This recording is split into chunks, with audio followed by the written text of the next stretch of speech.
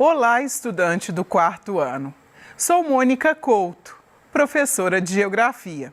Como você vem acompanhando, durante o período de isolamento social, estamos por aqui estudando temas da geografia. Na última aula, estudamos sobre o povo brasileiro. Dissemos que somos um povo miscigenado, temos em nossas origens, pelo menos a influência de 3 povos. Os indígenas que aqui viviam, os africanos que para cá foram trazidos e os portugueses, que foram os conquistadores do nosso território. Na aula de hoje, vamos estudar uma ferramenta utilizada pela geografia, que são os mapas. Os mapas, eles servem para que possamos conseguir observar e compreender melhor o nosso território, o nosso espaço geográfico. Então, na aula de hoje, eu te convido a comparar comigo diferentes tipos de mapas, identificando as suas características e reconhecendo por qual motivo que esse mapa foi feito. O que esse mapa pretende comunicar a quem faz a sua leitura. E vamos também identificar 2 elementos muito importantes que os mapas apresentam. Esses elementos são o título, aquela parte do mapa que nomeia e que nos explica o que ele pretende representar, e a legenda, que é essa tradução das cores e dos símbolos que existem nesse mapa. Vamos observar, então, 2 mapas? Lembra, o nosso objetivo é conseguir comparar mapas diferentes. Então, no primeiro mapa, lá em cima tem um mapinha do Brasil e diz assim: Brasil, divisão política. E você deve estar aí se perguntando, divisão política? Se você observa, aqui a gente consegue identificar as nossas 27 unidades federativas, ou ainda os nossos 26 estados, mais o Distrito Federal.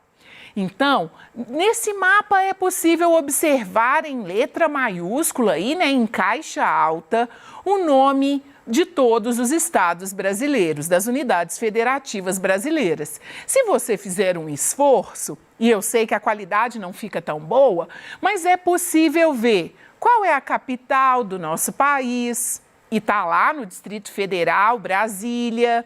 É possível identificar as capitais de cada uma das nossas unidades federativas. Então, se a gente olha Amazonas, vamos enxergar lá Manaus, Pará, a gente vai enxergar Belém, Minas Gerais, Belo Horizonte.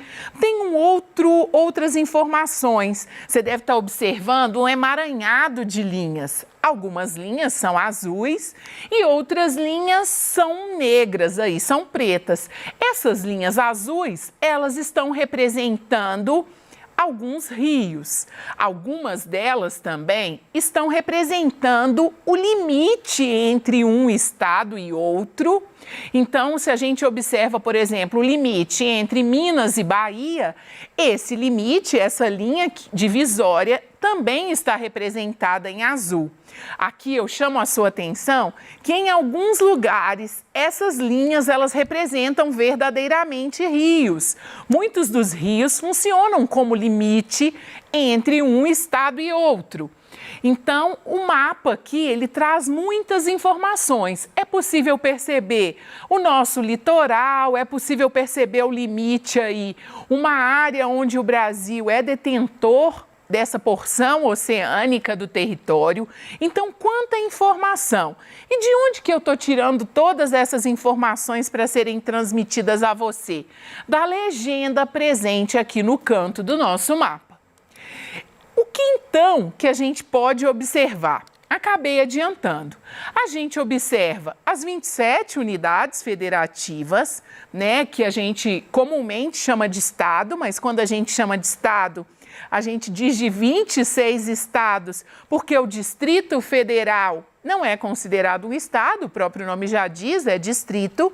Quando você preenche lá um formulário na sua escola e aparece a UF, ele está dizendo daquela localidade, então da unidade federativa.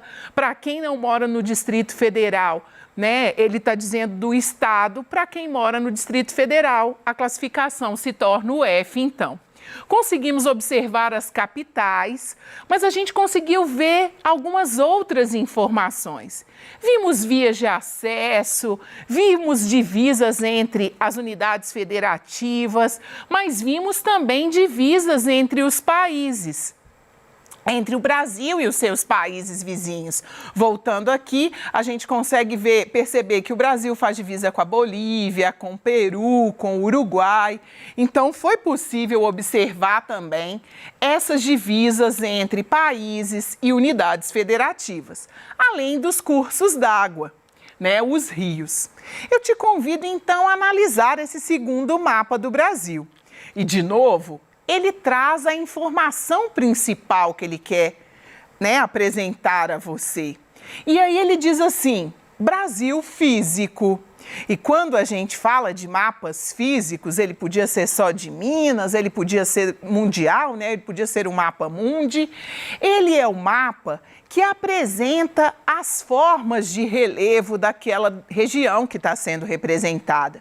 Aqui no caso, a gente observa a representação das formas de relevo do Brasil. E eu te convido a observar a legenda que agora está acima aí, né, na nossa representação, e ela traz alguns números, e ele está chamando esse número de altitude. Quando a gente fala de altitude, esse conceito, né, a gente trabalha na geografia, eu considero o nível do mar como zero. Então, o meu zero, se a gente fosse colocar uma régua, por exemplo, seria o nível do mar. E a partir do nível do mar, eu começo a fazer a medição da altitude dessa região onde a gente está. De curiosidade, por exemplo, Belo Horizonte está a 750 metros de altitude quando a gente considera o Oceano Atlântico. Se a gente considera as praias do Rio de Janeiro ou ainda as praias do Espírito Santo, quando a gente se encontra na praia, se a gente pensar a altitude, a gente se encontra no 0 metro, né? A gente está no nível do mar. Então, aqui, eu te convido a observar que as áreas coloridas na tonalidade de verde, elas representam no mapa as áreas mais planas. Elas correspondem às áreas de planície. As áreas coloridas em amarelo mais forte e que vão seguindo a gradação até chegar no alaranjado, elas representam as áreas de planalto, as áreas mais elevadas, as áreas de chapada, dependendo da posição de ocorrência. O planalto ele acaba sendo nomeado como uma chapada. E a gente chega nas áreas mais elevadas, que são as serras, que, como você sabe, no Brasil a gente não possui montanhas. A nossa altitude não nos permite dizer que temos um país onde há ocorrência de montanhas. Então, quando a gente vai definir, por exemplo, Belo Horizonte, aqui da capital do nosso estado, Minas Gerais, a gente fala um conjunto de serras. Você já deve ter ouvido falar, quando você olha na paisagem, aquele monte de morros arredondados, a gente tem costume de chamar de mares de morros. O que a gente tem são algumas áreas elevadas, alguns conjuntos de serra, e nessas serras alguns picos. Se a gente quiser dar um exemplo que aparece no mapa aí no estado do Roraima, o Monte Caburaí, por exemplo, seria uma área mais elevada. E aí você deve estar observando nesse mapa também que há a presença dos rios. E aqui a gente não tem o contorno visível, tão visível de cada um dos estados. Mas o que sobressai aqui então são as formas de relevo e as bacias hidrográficas. E aí, se a gente pensa os rios, a legenda ela traz uma outra informação. Ela nos diz assim, olha, todas essas áreas que estão com marquinhas, que a gente chama de rachuras, elas são áreas no nosso país onde estão sujeitas à inundação. E aí eu chamo a sua atenção, por exemplo, para a região do Pantanal, aí entre Mato Grosso e Mato Grosso do Sul. Olha como é que essa região tem a presença dos rios.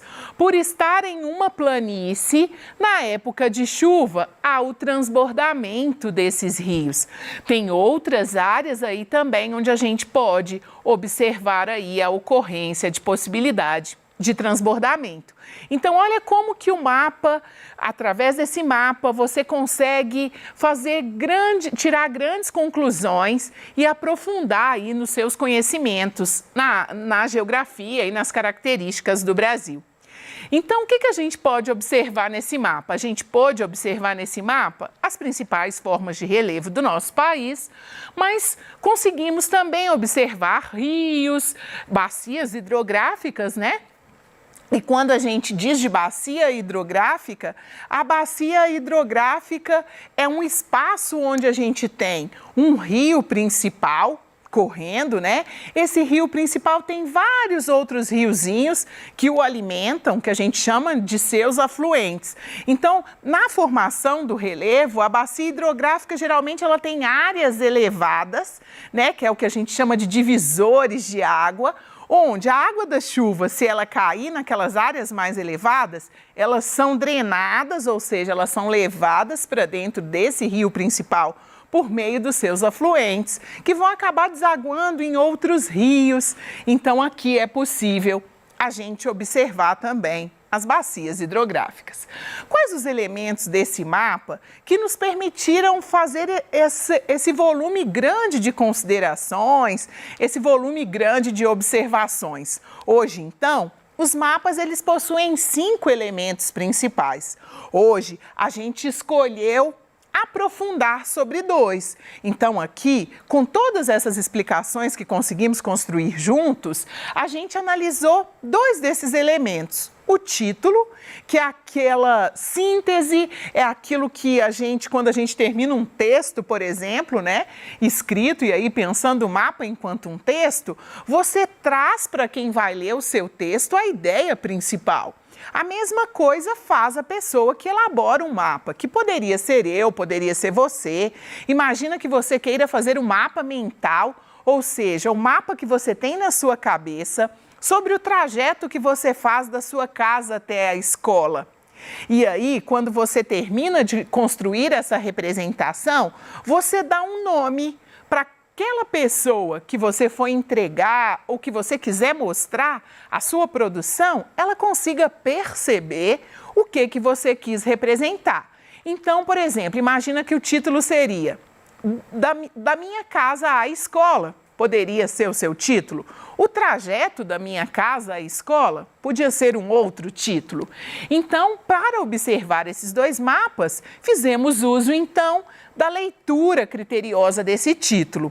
E fizemos uso da leitura da legenda, aquele instrumento que o mapa traz, que traduz para nós todos aqueles símbolos que ali dentro foram utilizados. Podem ser as cores, podem ser os pontos, podem ser as linhas e podem ser as rachuras.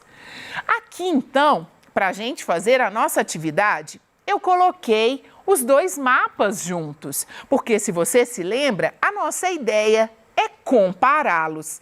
E quando a gente compara 2 coisas, a gente pode identificar nessas 2 coisas semelhanças e a gente pode identificar nessas 2 coisas diferenças. Então, faremos isso.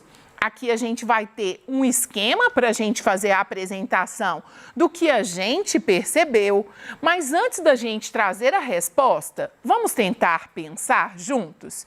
O que esses mapas têm de semelhantes? Eles representam o mesmo lugar? O território que foi representado é o mesmo? Sim, é o mesmo. Estamos conversando sobre o nosso país. Estamos conversando sobre o Brasil. Isso é uma semelhança, então, que os nossos 2 mapas, eles trazem. Esses mapas, eles têm diferenças, talvez mais diferenças do que semelhanças. Se a gente pensa outra semelhança, os 2 têm título, né? O primeiro, divisão política, o segundo, o mapa físico.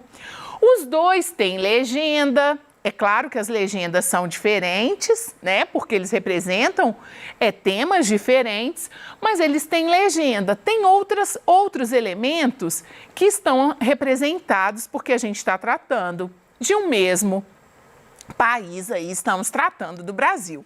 Então, vamos ver como é que ficou essa nossa reflexão aí dessa comparação? Então, o que eles trazem de semelhança? Já dissemos, representam o território brasileiro, apresentam título e apresentam legenda. O que o primeiro mapa quer representar para a gente com mais expressividade? A divisão do país em unidades federativas, ou seja, a divisão político-administrativa do Brasil.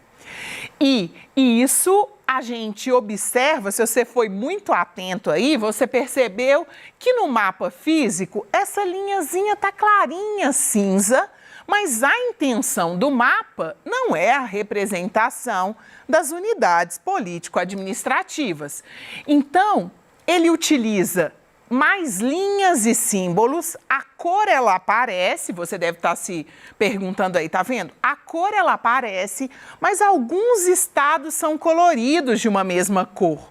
Por isso, a utilização do nome deles dentro do mapa.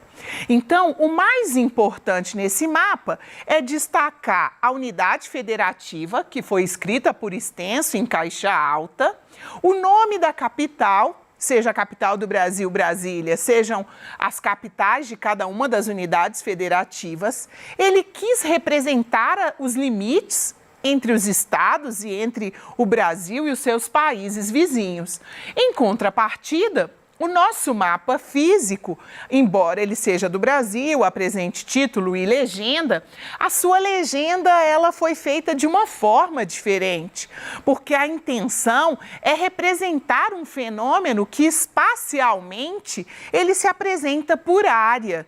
Então, a escolha foi a gradação de cores, que varia lá do verde até o alaranjado mais escuro, que você percebe que o verdinho representa as áreas mais planas e quando a gente chega no alaranjado, a gente está dizendo dos picos, das serras, das áreas mais elevadas.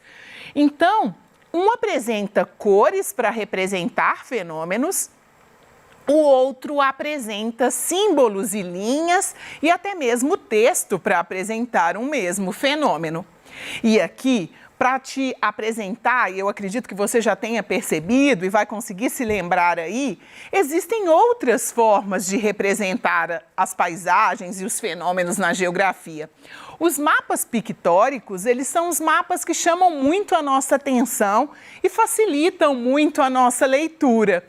Então, esse mapa que eu trouxe aí, o mapa do Brasil na década de 1940, você vai observar nele que ele não tem esse rigor tão grande das convenções cartográficas. Porque, por exemplo, quando a gente viu o mapa físico, as cores do relevo, da altitude de um determinado país, elas são a mesma no mundo todo, para facilitar a minha e a sua leitura. No caso dos mapas pictóricos, você quer fazer uma representação através do desenho. Eles são verdadeiras obras de arte. Geralmente você encontra esses mapas em guias turísticos. Imagina que você está fazendo uma viagem e chega na cidade e pega o guia daquela cidade. Geralmente eles fazem a representação dos monumentos onde eles estão realmente no espaço através de desenhos. Então essa é uma outra forma de representação que a gente também pode lançar a mão e que historicamente na cartografia os mapas fizeram uso disso. Se a gente observa aqui, você percebe o rio Amazonas, você percebe algumas casinhas à margem desse rio, você percebe uma população indígena. É bem bacana que na região sul você percebe o desenho de uma árvore, símbolo de lá, a araucária, né? O pinheiro do Paraná.